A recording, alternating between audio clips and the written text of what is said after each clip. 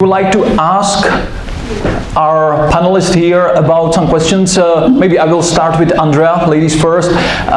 What do you think the TA role will evolve to, or are there some necessary changes which the TA role need to go through? Well, don't hear me? Okay, good first. Thanks. Thanks for the question. I guess the TA role needs to evolve because it's a continuous process. It's not like the current need, and TA people needs to reflect the situation around us, and as the situation is coming in, we heard everything, so we need to react to that. So it's about upskilling, it's about being much more personalized with the access to the candidates, be much more creative about creating and bringing the new ways of contacting people, searching for the right group and hear their stories, their motivations, why they want to come to join, and am I able in our company to create then the space for that, to fill it in, and is it both way doable for us? And I guess this is the continuous story, and we need to be brighter in that, and let's say even faster, because so far we were much more focused on being only like structured for the processing, and now I see that the need is to go more on the side of talent branding, on my personal networking, and listening to people around me, and as well using all the automation, not to bother myself with all the admin stories and things like that, and use the great technical helpers, as you described right now, to reduce amount of this time for me, but to have a real time for talking to people and bringing them into the right place. So it's not so much new, but it needs to be much more clever and faster for all of us. It's about the upskilling and about this kind of reshuffle of thinking a little bit. I absolutely agree, especially with the thing that I usually say, when it can be automated, automate it, because otherwise if monkey didn't do it, do you want to do the work of monkey? No, you need to do some work where you can add the added value to the work. Thank you very much. Milos, how about at Microsoft? The same thing. Wait a second, because after Johnny's presentation, let's come up with something smart. I think if you look at the unprecedented times we have around us, in terms of what's happening with the market, what's happening with the companies, what's happening with the talent market, and the companies are evolving. So talent acquisition function needs to evolve together with the companies or ahead of that change, in order to provide value. And if you're a talent acquisition leader and you say, I need to transform a talent acquisition organization, it means you have a problem. You need to do a dramatic change in your talent acquisition function. If you have a learning agility, if you have a capable team that is adjusting to the needs of your company or your clients as well, in your case, then you can be ahead of the change, ahead of the curve, and then you can add additional value to your company or to your clients. So embedding this like learner mindset in talent acquisition function, whether that is technical way how to source, finding new tools, automating things, but also, as Johnny was mentioning, and it's fun, like your presentation is pretty much what we are trying to do. Just land the Microsoft logo there, and we're trying to do all of those things. It's actually, this human aspect of it, and how you add additional value. Because you're a recruiter, but you also are part of talent management function. You also have understanding of compensation benefits. And that's the value that you provide to your clients, to your customers, or to internal hiring managers. So it's an evolving journey of talent acquisition function, and I think all of you guys here, on this side are part of that, because that's why you're coming here, to hear about the latest trends, to hear about what companies are doing, and also how can you figure out for your organization to provide value to your clients or to your managers. I would maybe add one thing. We know it even from the training business. Part of our GoodCall business is training business recruitment academy, where we sometimes can correlate with the needs of the customers. And for example, in the past 2 years, we can see really increased interest in personal branding for recruiters and for recruitment in general. So HR departments, TA departments, they want to, as you mentioned, for example, hiring manager, they don't have a clue about that, but also from the level of the personal branding, so they can lure more people into the organization.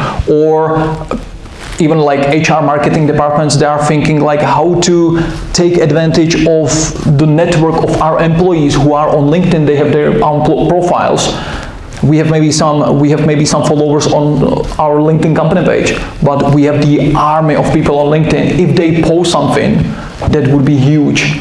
And let's say for free, kind of. Yeah? So we can see really a high demand, for example, for this, even for traditional corporations, not only like things like Accenture, etc., but even like Bosch, Kingspan, and these like manufacturing companies. What's your take on that?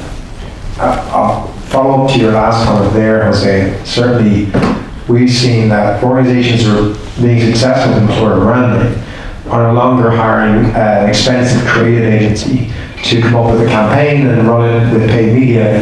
They are, as you said, trying to empower the employee to share their stories. And not to save money, but to drive more authentic stories, because I think the talent market is much more sophisticated. They don't believe your heavily branded messaging anymore, but they absolutely believe a sales associate in your team in Prague sharing what a great day she had, or what a great week she had, or the gift her boss gave her for achieving something that she shared on Instagram or LinkedIn. So I definitely think that's a big trend. But I come back to some of the skills pieces. You know, if you look at our two presentations and you look at some of our comments here, I am always asked, what are the skills I need to develop for our team? And practically our customers say, you know, we want to roll out the following skills or training. But I think structure has to come first, certainly in a scale team. And on the highest level, I look at a modern TA team has individuals who are candidate focused and individuals who are business focused. You talk about a lot of the techniques you were sharing in your deck. They're extremely important to understand if you're in a candidate facing role, how to find the talent, how to engage with the talent, understand their needs. It's very hard to be expert in that and also expert in the business, understanding, as you said, talent aspects, mobility, comp, bends, etc.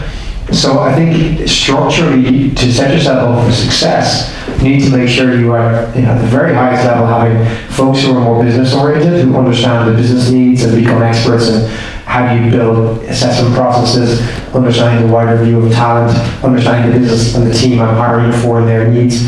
But separately, you can have a team that are expert in the candidate market. And so it's very difficult today for microphones to work. I think it's very difficult today for our recruiter to do all of that well. It's, I'd argue, impossible. So once you have some sort of reasonable scale, I think the job of the leader is to make sure you have the structure that then can leverage all of these different skills and tools. Maybe a follow-up question to you, Johnny. You mentioned eduployment. We, for example, do with Microsoft eduployment project where, of course, especially on our market, as I said, really low unemployment rate, even in comparison with other countries in the European Union or in Europe. So it's even hard to reskill someone because we are upskilling some sort of people which will be missing somewhere else. When you reskill someone from hospitality, the person will be missing in the hospitality. Do you have some other examples, maybe not only from these like enterprise companies and IT guys, etc., but maybe from some like maybe hospitality sector or some, I don't know, if you are repairing something like washing machine, something like that. Do you have some examples of eduployment projects, maybe from the UK, US, or elsewhere? Yeah, I think it was you who got me onto a website in the US that trained people how to repair washing machines. And it was a site that would give you online courses and you could get, digital certificates, but all the major appliance manufacturers were partners and they were hiring from this group. So as people graduated from these programs, people like you and I who wanted to learn how to fix their dryer. I just fixed my dryer last month. I took it apart because I wasn't spending 400 euros on a new dryer, not again, and I fixed it. And I watched lots of videos on YouTube to do this. But this was a site that seemed to be just for people to learn how to repair their appliance. But on the back end, they were using the data to understand who was excelling at the courses, and then they were basically connecting those profiles with manufacturing employers who needed those skills. So True story, our dryer broken down yesterday. So, yeah, we can do that. We can do that. I can sort this out for you. But yeah, I think this has always been the opportunity. I remember 7-8 years ago in the US, I met with the CIO of Hayes Recruitment Group, and he asked me, what's the future? And I said, your organization, your recruitment staffing business, I said, your customers want talent from you. At the moment, you move talent around, to your point, Jose. I said, but why aren't you creating talent? Why aren't you more of a training company? Why aren't you upskilling and developing people? And, we had a big chat about this, because I think that is the opportunity for, RPO providers, staffing agencies, anyone providing services. The business doesn't, the clients don't care how you do it so much. Because their clients, the business, want talent doing the job. But even if I push it to the extreme, I remember a good friend of mine who was the global head of recruiting for Intel until last year. He told me how his metric changed. He used to be measured on cost of hire, time to hire. And they changed his metric to time to ramp. So time to ramp, because the business wanted a ramped up employee doing the job. And recruiters were measured by how quickly it took to hire them. And the manager of sales or engineering or whatever she manages, she doesn't really care how long it takes to hire them. She wants somebody who's productive. And so when you change the metrics like that, you think differently about how to solve the problem. And maybe hiring, therefore, isn't the solution, because maybe somebody internally or training someone from scratch actually is the better solution.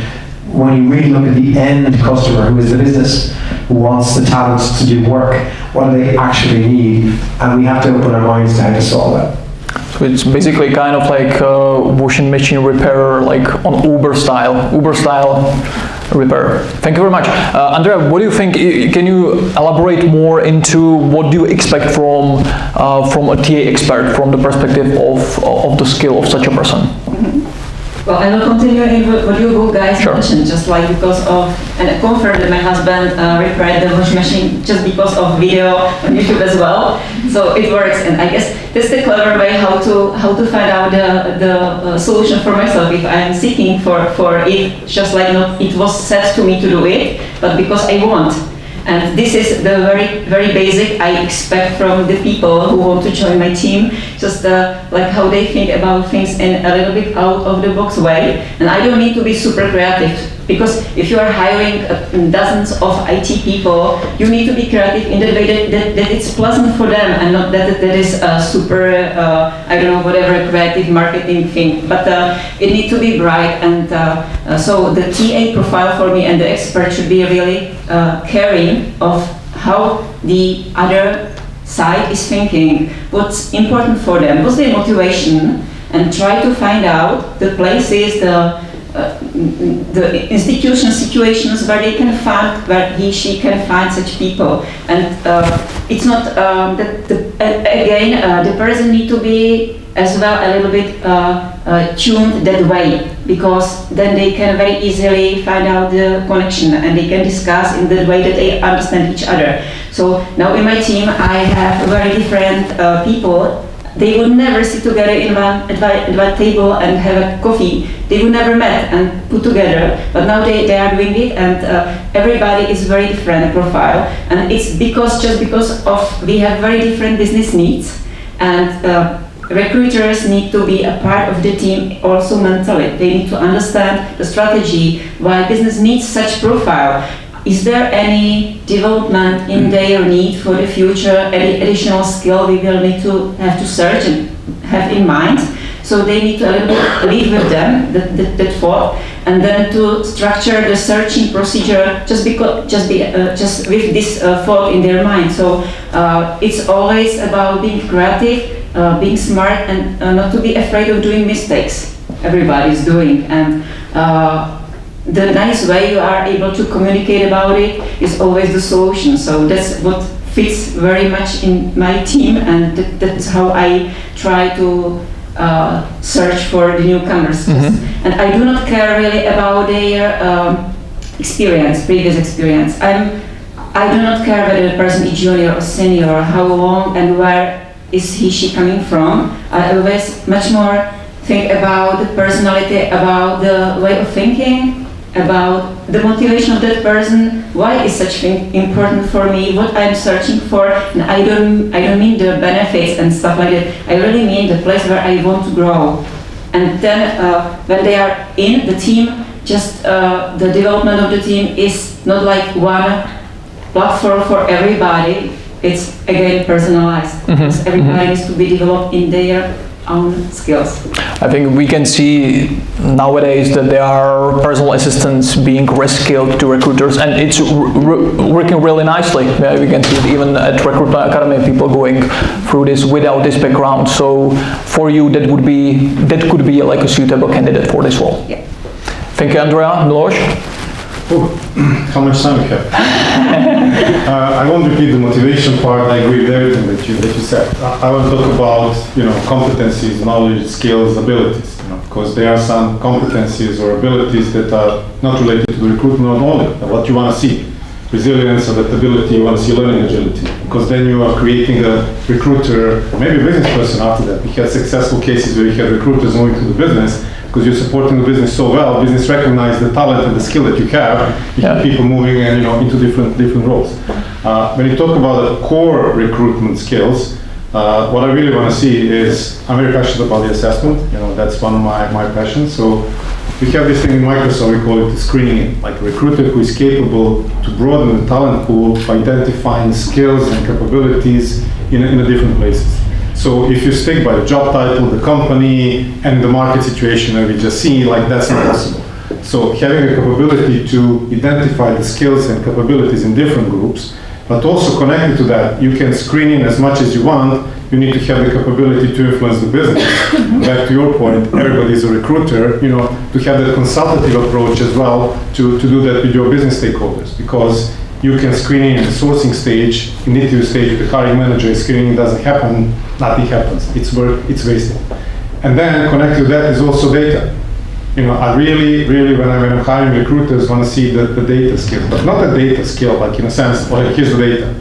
The next layer is data insights. What insights you get from the data? By the way, you need to check LinkedIn Talent Insights. Really, not selling it, but it's really good too. But then again, you get insights from that data, but what you do with those insights, that connects back to your consultative approach. And then, also creativity. Give you an example. Or if you have a hiring manager, I want to hire this skill set in Egypt, and the recruiter says, oh, yeah, there's 25 people there. Manager, great, 25 people there. Like, okay, hold on. 10 of them already work in our company. 5 of them are the partner, so it's 10 left. Great, 10. And you show the funnel. You all know what the funnel is. But then, how do you create a story around that? And how do you influence that person? How do you change to another skill set? How do you recognize these people who have that skill set, where they came from? Then you expand your talent pool, then you're screening in the talent pool. And then you have a conversation, is it the right location or not the right location? So all of these things recruiter need to be really impactful at, to consult the business. And maybe I can do this. I just got an email from a hiring manager, if you're fine, I won't mention any names. This morning when I was coming here, from the hiring manager in Microsoft, let me see if I can find it. This will describe you what I'm looking for in a recruiter. Where is it? Sorry guys. Okay, here it is. So the hiring manager writing to me feedback on one of my recruiters. And it says, first of all, thank you for bringing amazing energy to our calls, generating energy in the recruitment process. I know it was a busy period, you will have many positions open. However, I had all the time the feeling that you are really driving whole recruitment process and successfully orchestrating all resources internally. Back to my point. Second of all, I know how difficult it is to precisely define this role profile, having in mind uniqueness of the role and specific background we are expecting. So it's a very unique niche role. However, in the second wave, you managed to find amazing pipeline. There was a first search, it didn't work well, reflecting, learning agility, looking for different skill sets. Managed to find amazing pipeline of passive candidates on the market. All of them, they came to me and the other interviewers, already having clarity about the role, but also already being excited about the opportunity, which is the outcome of your introduction call and the way how you position the role and the company for. So it was difficult to make a final decision. We have top 3 candidates, we make a decision to hire one of them super finally, but we also build a pipeline of talent for our future roles. So like this is summarizing what a recruiter in an organization that is very complex and very niche needs to do to be successful. Perfect. Nice use case, actually. Real life use case. Johnny, do you have anything to add to this? To build on both of those points, I think you're starting, with, as Andrea said, the profile of candidates we've seen in the last 2 years. Most modern recruiters and most teams never worked in recruiting before. They were teachers, they were restaurant managers, many other skills, or many other roles, but the common skills, to Josh's point, is that they have experience being customer facing, they usually work well under pressure, they're able to adapt very well, they have great listening skills, they have great learning agility. I think these are not only the skills of a great recruiter, but to your point, Josh, when you talked about screening in versus screening out, it's a very important concept, and it's critical to leverage really all the new talent pools we'll have to hire from and the new ways of working. We have to move away from this screening out method, which Amazon in the Bar Raiser program probably they've begun this, unfortunately. Everyone tries to copy what Amazon and Google do, but they did it 15, 20 years ago, and it may not be right for today. In fact, you need an update to that. And the screening in methodology, both for your own team but for the business, is not only required, it has better outcomes. When you're less focused on keyword matching that somebody did the job in this previous role, but to the point of the advisory piece, you won't always get that on a requirement. You have to dig and you have to use those advisory skills to be able to talk to a hiring manager and their team to deeply understand what the person will be doing, translate that into what might be the correct behaviors and competencies, and then build a plan on how to hire for those. And it's harder to source for, like it is. It's harder to source for competencies. It's easy to source for job titles and skills. And so it just requires a different approach. And I think the traditional expert keyword searcher isn't necessarily the person that we need in the team going forward.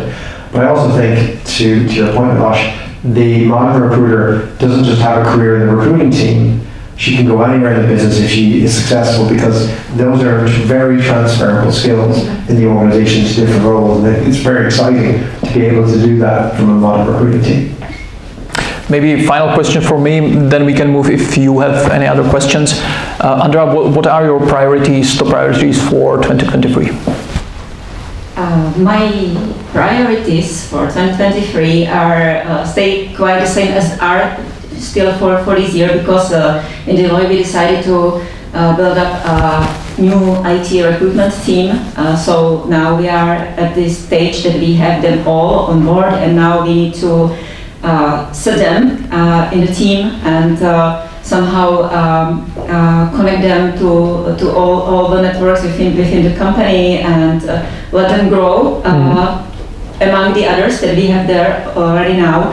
And this is very first, and the other is to work with all the others that I have right now in the recruitment team on their development. We decided, considering all the difficulties they are coming and probably company will face, we do not know. So the very first is, and it was in your presentation, John, as well, is we are preparing for this 4-day week. So we need to set a little bit of processes behind it all. It will take time, that there is still a way to go, a long way, but this needs to be reflected in our way how to do the talent branding and talent acquisition. And we will continue in what we are doing right now, using all this flexibility possible for how, we have a rule that we need to be at least once in the week together like a team to share. It's necessary. And we still struggle of being overloaded of many tons of administration activities. So again, we will continue in reducing it with implementation of new systems that we are right now going through. And for the next year, we will try to keep all the motivation despite all the negative information coming. We will try to be more productive in terms of seeking for the new faces for the company, because still IT sector is very big demand, and we need to be more efficient in it. That's why we have this new IT team, and it's lots of work for all of us, and but it's not like a big new targets for the coming. It's the ongoing process for us. I think building like a new IT recruiters team is a big target on its own, a big task. Thank you. Yeah, we have a global focus areas in terms of talent acquisition, and a lot of them are in the presentation that Johnny shared. Number one, inclusive hiring, and that includes also internal hiring. And my second part of my role is managing the internal hiring team for EMEA, recognizing the need that we have as well to how do we treat our talent internally, how do we allow them with career opportunities to change roles, because you can check surveys wherever you want. Number one reason people leave company is lack of learning and development opportunities. And then all these wonderful things that we're doing for the external talent, sourcing, whatever, videos, recognizing them, sending them, you don't do a fraction for that for our internal talent, who are there already, who are ready to change the roles, who have the learning agility, who understand the company, who understand the needs. And of course, we need to provide them with the right experience on that journey. So when I think about my priorities, it's inclusive hiring. It's also recruiter capability, but not recruiter per se capability, recruitment capability for everybody who is in the recruitment process. Everybody is a recruiter. You are rolling out some inclusive hiring trainings for recruitment teams, for hiring managers, for interviewers. That's also a priority. Then we have experience.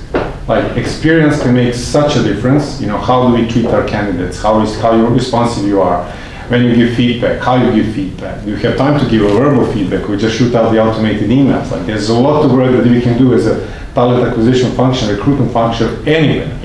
Go on Glassdoor, check the feedbacks, from the candidates that interview for the roles, and you will see that's such a big opportunity to provide better experience, because then you create your company followers. You create your fans. You create a sustainable pipeline of the talent for the future. Because one good feedback resonates really well. One bad feedback finds much more people, reached. Compete, not in a sense hiring from competitors, but competing for talent. That's a focus area. Of course, we have our own internal operational excellence that we want to really increase, and how do we track the process and how we leverage our tools and all of these things. So quite a big task, but one that really I see the biggest opportunity, especially in the times of the recession, economic downturn.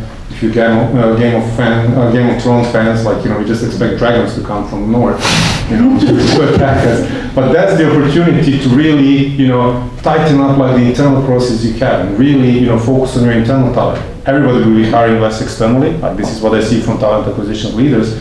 But then the talent that you have internally has much more important role to play in developing your organization the upcoming year.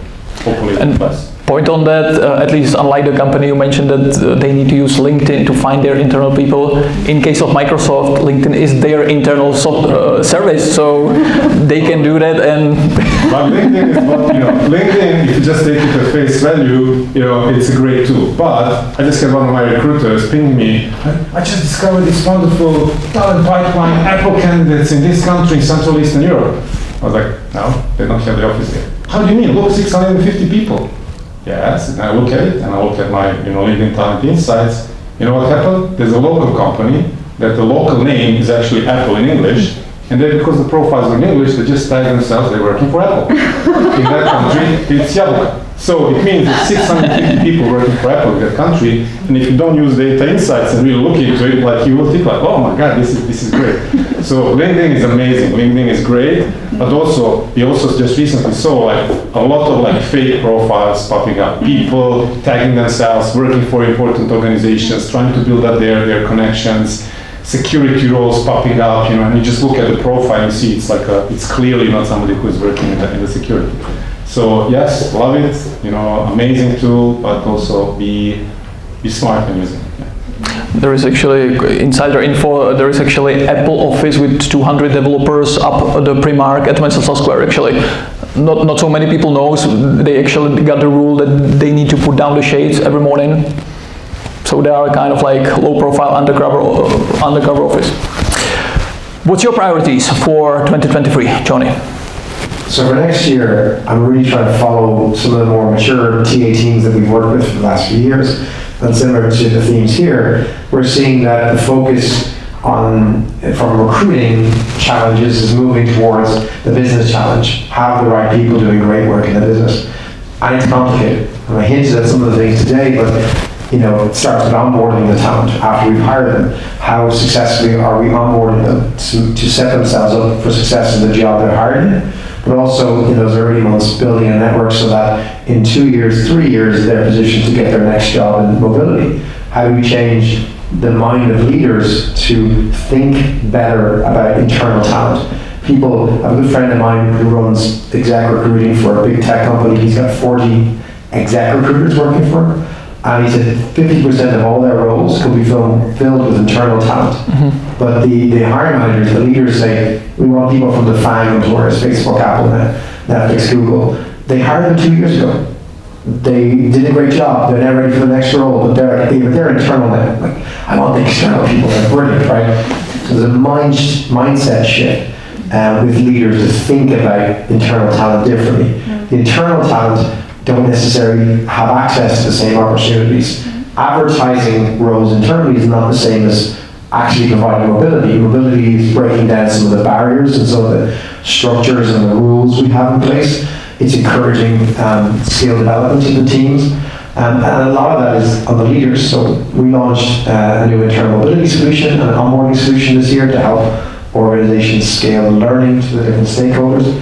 And next year we're going to launch a leadership solution, because to me, it all comes back to the leaders, right? How do you have the right talent in the right place? We can have, solutions like recruiting and stuff doing a great job, but our leadership aligned in things like feedback, in driving psychological safety in their teams. Do they think about, trying to assess for skills rather than experience? Are they, encouraging of the careers of their talent?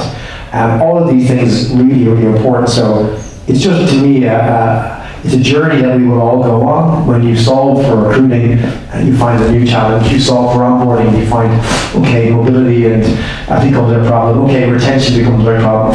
Leadership skills become my problem. Strategy becomes my problem. So I get excited about this stuff because there are all new problems to solve.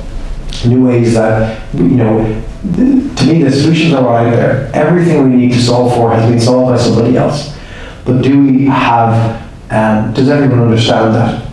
Do they have the motivation to change? Do they have the tools and skills to then drive that change? But if we're hiring the right people with the right base attitudes and motivations around agility, flexibility and openness to change, I think it's all very possible, but it's a long, complicated journey that hopefully we're all going to be a part of.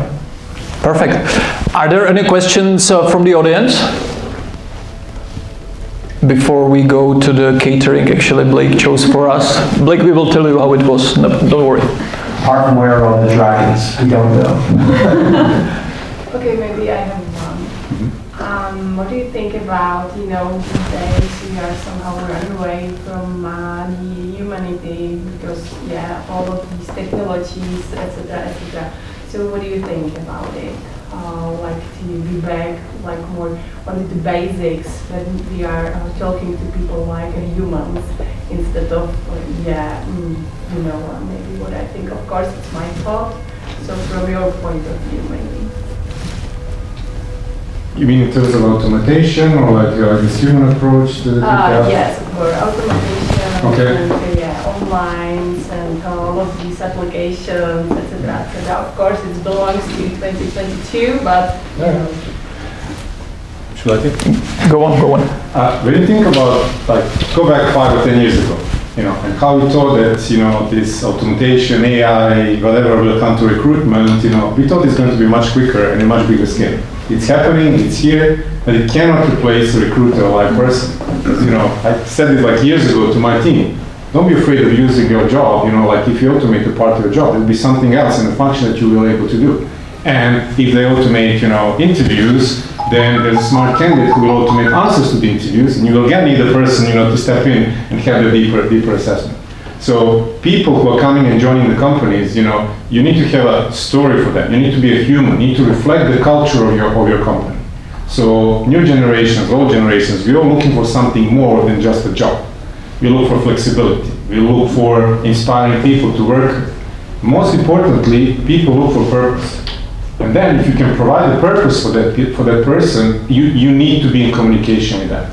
So when you have a great recruitment team who represent your company in the right way, who are great in storytelling, showcasing what you need to do, they give the purpose. You need to have the entire organization, as Johnny said, in that entire chain have a similar story. Everybody has a role to play.